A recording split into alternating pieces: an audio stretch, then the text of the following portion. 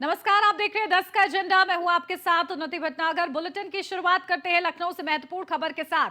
CM Yogi Adityanath करेंगे textile park की स्थापना। सीएम योगी की मौजूदगी में होगा टेक्सटाइल पार्क के लिए एमओयू। कार्यक्रम में सीएम योगी और केंद्रीय मंत्री पीयूष गोयल मौजूद रहेंगे। थोड़ी देर में कार्यक्रम की शुरुआत होगी। लखनऊ और हरदोई के बीच बनेगा मेगा टेक्सटाइल पार्क। लखनऊ और हरदोई के बीच 1000 एकड़ में बनेगा mega textile park. Textile park के लिए केंद्र और राज्य के बीच एमओयू होगा। तो थोड़ी ही देर में कार्यक्रम की शुरुआत होगी और इस दौरान केंद्र और राज्य के बीच एमओयू साइन किया जाएगा। तो लखनऊ और हरदोई के बीच 1000 एकड़ में बनेगा ये मेगा टेक्सटाइल पार्क, जिसके माध्यम से रोजगार के भी अवसर सृजित होंगे। और जिस तरीके से निवेश आया है, उस निवेश को अब धरातल पर उतारने की बड़ी तैयारी और इसी की दिशा में ये टेक्सटाइल हब बनाने की भी एक बड़ी तैयारी है। और इसी के माध्यम से ये टेक्सटाइल पार्क की स्थापना की तैयारी के लिए एमओयू आज साइन किया जाएगा। कार्यक्रम में सीएम योगी और केंद्रीय मंत्री पीयूष गोयल भी मौजूद रहेंगे।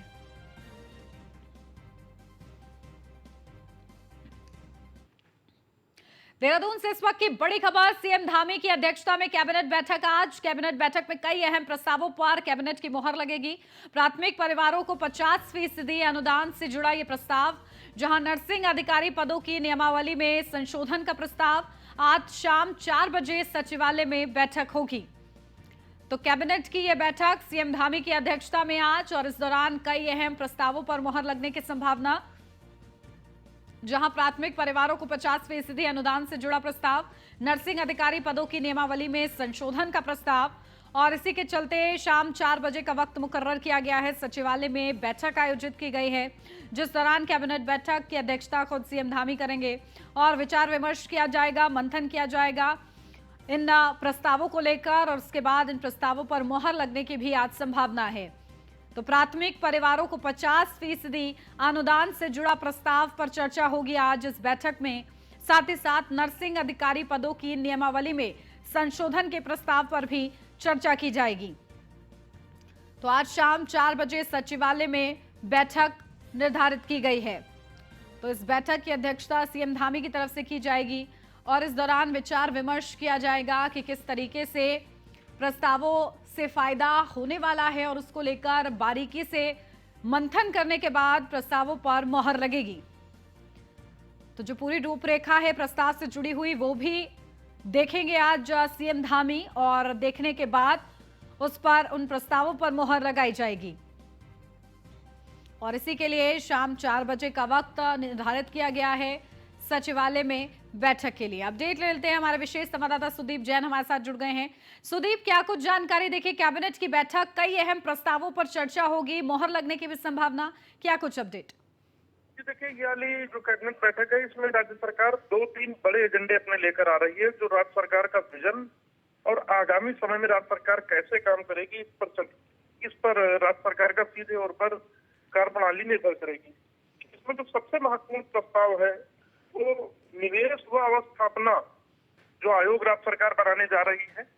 पहले तो राज्य सरकार इसका एक्ट लाने की तैयारी में थी, परंतु विधानसभा में सत्रावसान होने के कारण ये विषय नहीं आ सका। लिहाजा इसे कैबिनेट के समक्ष लाकर राज्य सरकार इसको अध्यादेश के रूप में लाएगी। इसके अलावा जिस प्रकार से भारत सरकार में नीति आयोग है, जो प्लानिंग कमीशन है भारत सरकार का, इसी तरीके से थिंक टैंक एक राज्य सरकार भी बनाने जा रही है।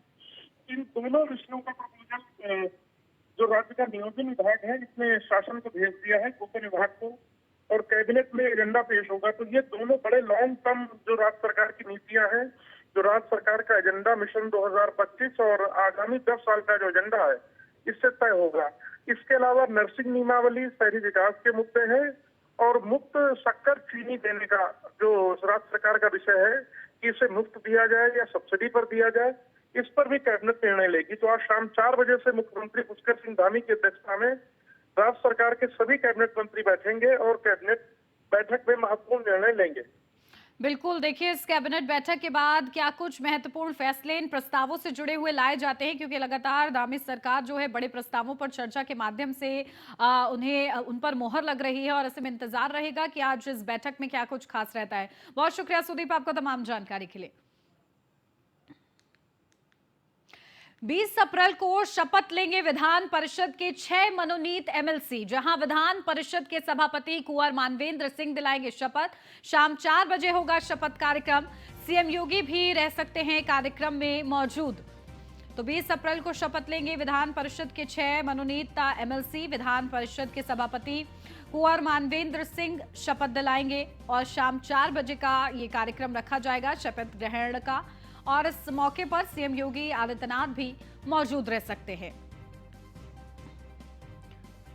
तो शपथ ग्रहण कार्यक्रम 20 अप्रैल को शपथ लेंगे विधान परिषद के 6 मनोनीत एमएलसी। विधान परिषद के सभापति कुंवर मानवेंद्र सिंह शपथ दिलाएंगे। शाम 4 बजे शपथ का कार्यक्रम निर्धारित किया गया है और इस दौरान संभावना है कि सीएम योगी आदित्यनाथ भी इस शपथ ग्रहण कार्यक्रम में शिरकत करेंगे।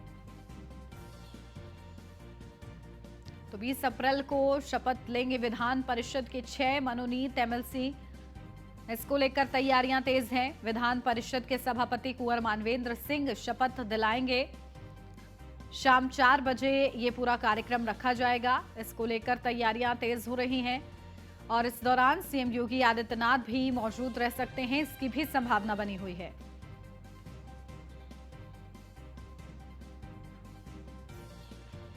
तो 6 मनोनीत एमएलसी विधान परिषद के शपथ ग्रहण करेंगे। उनका शपथ ग्रहण समारोह 20 अप्रैल को होगा। शाम के 4 बजे का वक्त निर्धारित किया गया है शपथ ग्रहण समारोह के लिए और सभापति महोदय उनको शपथ दिलाएंगे और इस दौरान सीएम योगी आदित्यनाथ भी मौजूद रहेंगे। अपडेट लेते हैं, हमारे संवाददाता मनीष मिश्रा हमारे साथ जुड़ गए लखनऊ से। मनीष, क्या कुछ जानकारी? देखिए 20 अप्रैल को शपथ ग्रहण समारोह जहां 6 मनोनीत एमएलसी शपथ लेंगे, क्या कुछ इस संबंध में जानकारी?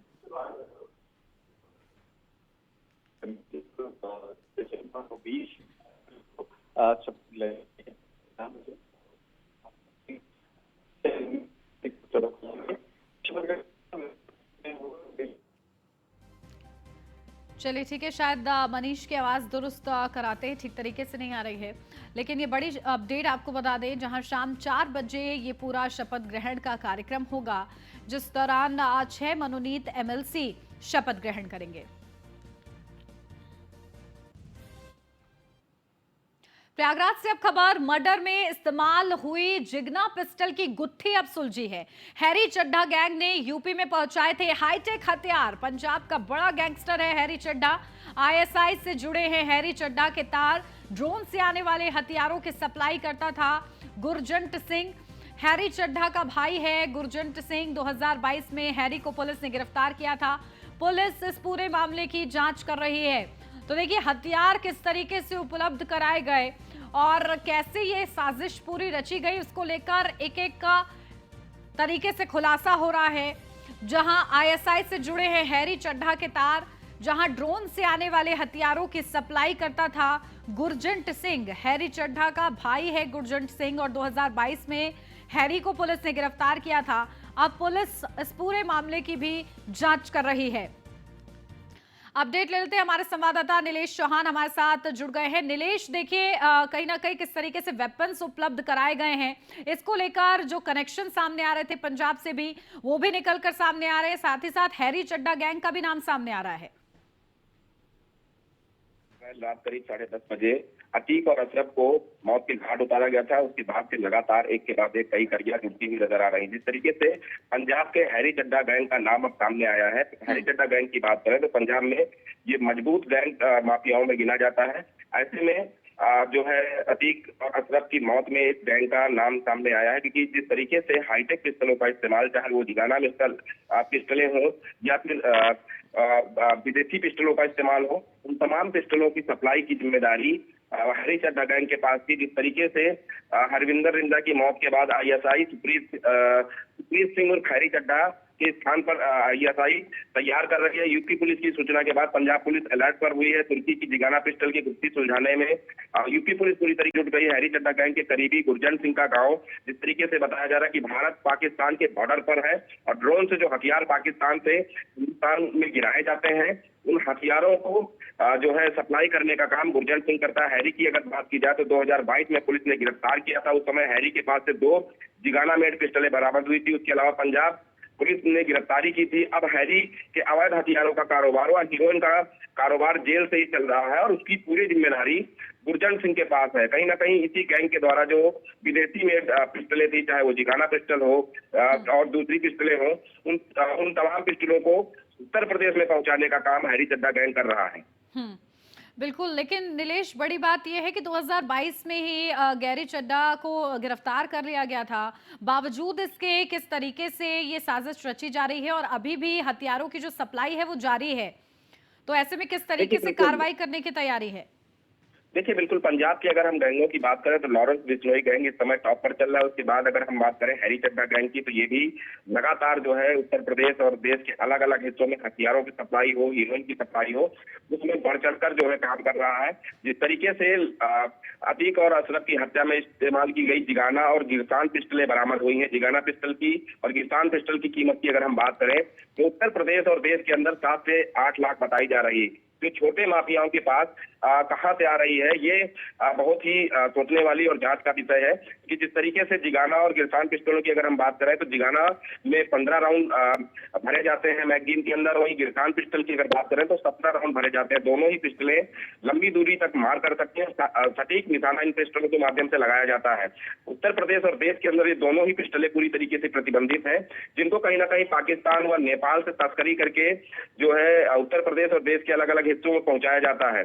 जिस तरीके से इससे पहले असद के पास से तमाम जो है विदेशी हथियार बरामद हुए। उमेश पाल हत्याकांड के बाद जब पुलिस ने शिकंजा कसा तो अतीक अहमद और अशरफ के जो है बताए गए स्थान से, जहां पर पहले घर को ध्वस्त किया गया था, वहां से 10 पिस्टलें बरामद हुई थी, जिसमें से 2 पिस्टलें इटली की थी और जो है ब्रिटिश की पिस्टलें थी। तो ऐसे में सवाल उठता है कि लगातार उत्तर प्रदेश और देश के अंदर इन विदेशी हथियारों की सप्लाई बड़े पैमाने पर हो रही, जो कि काफी कॉस्टली हथियार होते हैं और हिंदुस्तान के अंदर प्रतिबंधित है। तो ऐसे में इन संगठनों के ऊपर, चाहे वो हैरी चड्ढा गैंग हो या फिर लॉरेंस बिश्नोई गैंग हो, सुंदर भाटी गैंग हो, इन तमाम गैंगों के ऊपर विशेष कार्रवाई करने की जरूरत है, ताकि उत्तर प्रदेश और देश के अंदर जो प्रतिबंधित हथियार लगातार सप्लाई किए जा रहे हैं उस पर रोक लगाई जा सके। बिल्कुल, और देखते हैं इस संबंध में किस तरीके से कार्रवाई की जाती है। बहुत शुक्रिया नीलेश आपका तमाम जानकारी के लिए।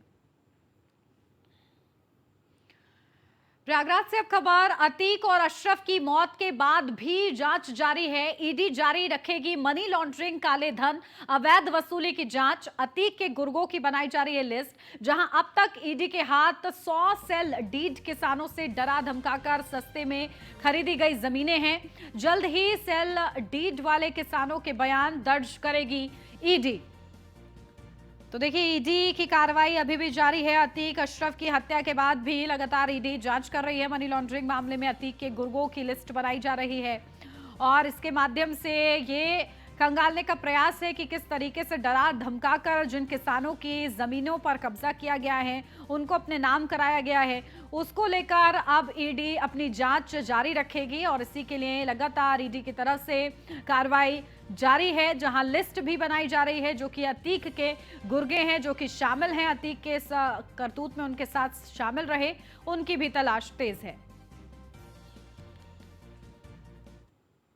केंद्रीय सड़क परिवहन और राजमार्ग मंत्री नितिन गडकरी ने अहम बैठक की। राज्यों और केंद्र शासित प्रदेशों के परिवहन मंत्रियों के साथ बैठक थी, जहां बैठक में यूपी सरकार में मंत्री दयाशंकर सिंह भी मौजूद रहे। ड्राइविंग लाइसेंस जारी करने जैसे कई अहम मुद्दों पर इस दौरान चर्चा की गई है। तो कई अहम मुद्दों पर चर्चा हुई है। बड़ी ये बैठक में यूपी सरकार के मंत्री दयाशंकर सिंह भी मौजूद रहे। ड्राइविंग लाइसेंस जारी करने जैसे तमाम बड़े अहम मुद्दे शामिल रहे, इस चर्चा का विषय रहे। इस बैठक में केंद्रीय सड़क परिवहन और राजमार्ग मंत्री नितिन गडकरी ने अहम बैठक की है। तो राज्यों और केंद्र शासित प्रदेशों के परिवहन मंत्रियों के साथ ये बैठक हुई है।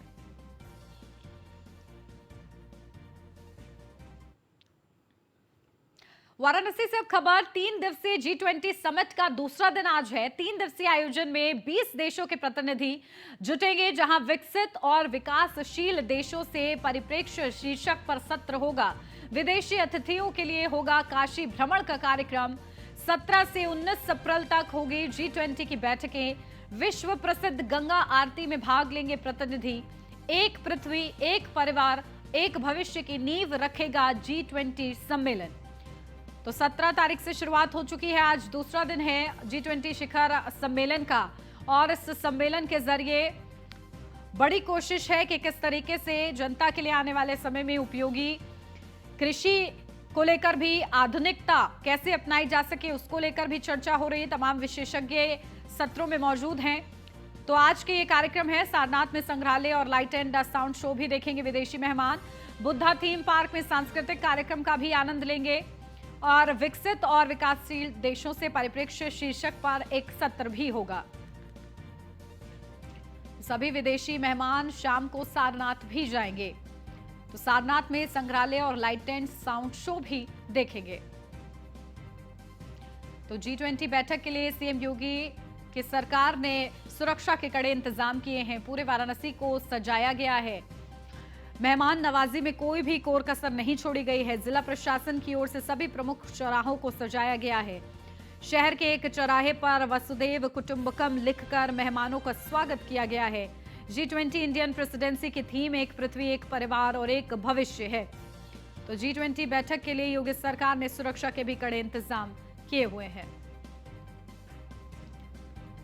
तो पूरे वाराणसी को सजाया गया है। इसी के साथ इन देशों के प्रतिनिधि शामिल हो रहे हैं, ऑस्ट्रेलिया, कनाडा, चीन, France, Germany, Italy, Japan, Korea और इसी के साथ रूस, सऊदी अरब, दक्षिण अफ्रीका के भी प्रतिनिधि शामिल हो रहे हैं और तुर्की, यूनाइटेड किंगडम और यूरोपीय।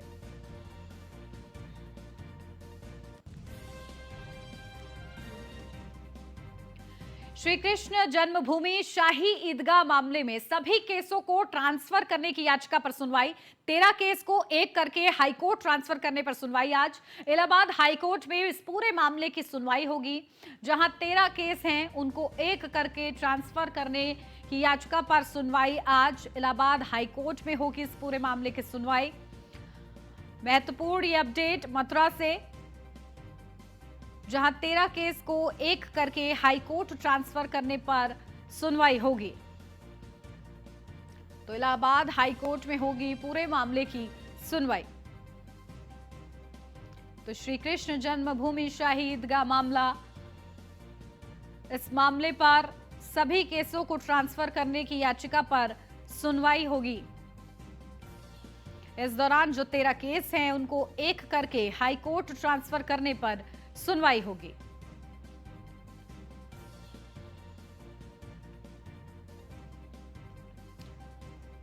तो श्री कृष्ण जन्मभूमि शाही ईदगाह ये पूरा मामला और इस मामले में सभी केसों को ट्रांसफर करने की याचिका पर सुनवाई होगी।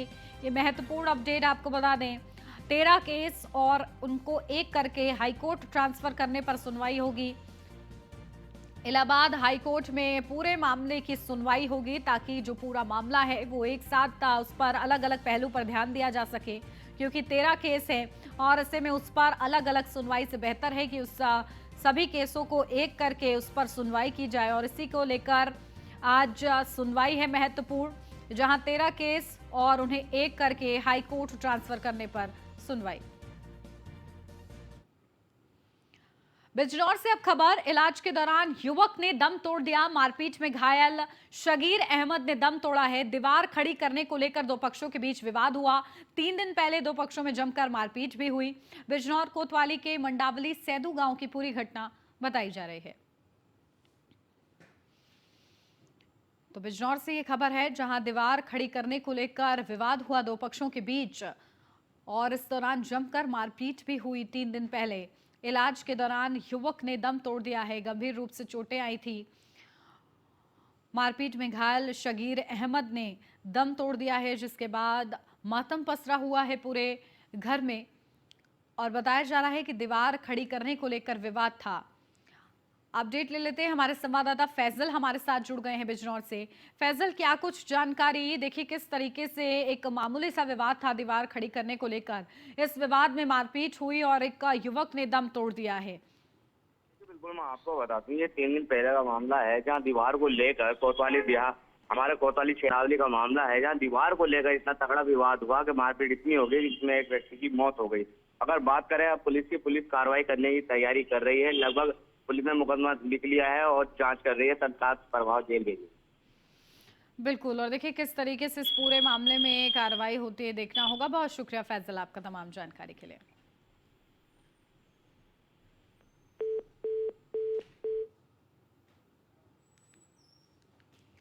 फर्रुखाबाद में दिखा तेज रफ्तार का कहर। अनियंत्रित टेम्पू ने कार को टक्कर मारी। हादसे में एक की मौत हो गई, 5 लोग घायल हैं। कार में लगे कैमरे में कैद हुआ हादसे का वीडियो। टेम्पू चालक की लापरवाही से हादसा हुआ है। तो अनियंत्रित टेम्पू ने कार को टक्कर मारी। हादसे में एक की मौत हो गई, 5 लोग घायल हुए हैं। तो कार में लगे कैमरे में कैद हुई है हादसे की वीडियो। टेम्पू चालक की लापरवाही से यह हादसा हुआ है।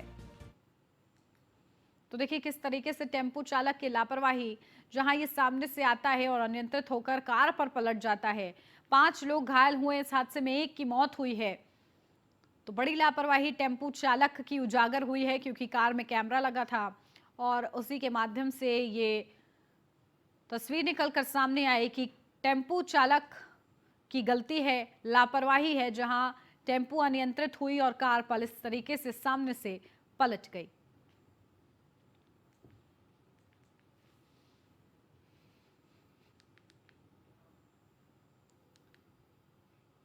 मेरठ से अब खबर, दूसरे चरण के नामांकन के लिए तैयारियां पूरी हुई हैं।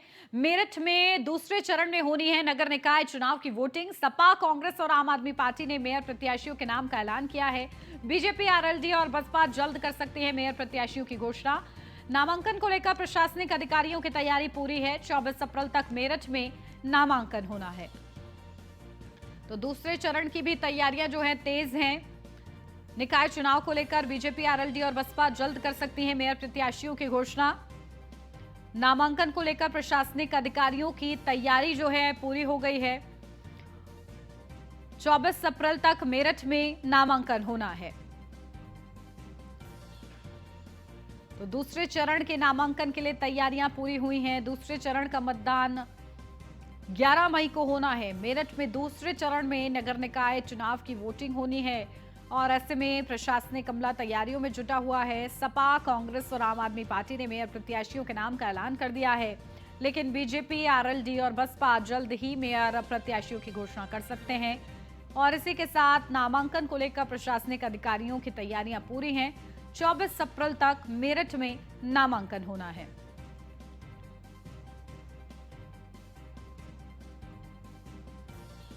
तो मेरठ से ये महत्वपूर्ण अपडेट है। दूसरे चरण के नामांकन के लिए तैयारियां पूरी हुई हैं।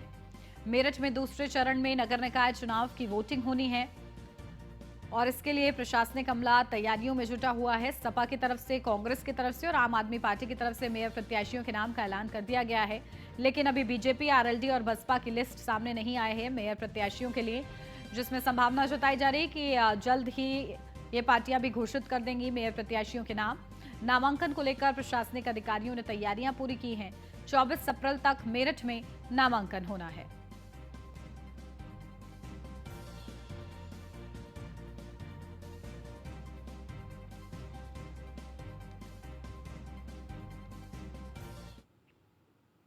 आगरा से अब खबर, जनता के पैसों से बने पार्क में जनता को ही नहीं प्रवेश मिल रहा है। G20 पार्क में नगर निगम कर्मियों को ही मिलेगी एंट्री, पर्यटकों और स्थानीय लोगों को नहीं दिया जा रहा है प्रवेश।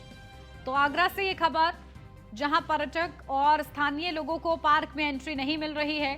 सिर्फ G20 पार्क में नगर निगम के जो कर्मचारी हैं उनको ही एंट्री दी जा रही है। तो पर्यटकों और स्थानीय लोगों को ही प्रवेश नहीं दिया जा रहा है इस पार्क में।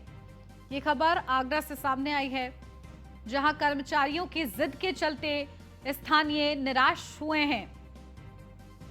तो G20 पार्क में नगर निगम कर्मियों को ही एंट्री मिलेगी। बिजनौर से अब खबर, इलाज के दौरान युवक ने दम तोड़ दिया। मारपीट में घायल शगीर अहमद ने दम तोड़ा है। दीवार खड़ी करने को लेकर विवाद हुआ था। पक्षों में विवाद 3 दिन पहले हुआ था और बिजनौर कोतवाली के मंडावली सैदू गांव की ये पूरी घटना बताई जा रही है।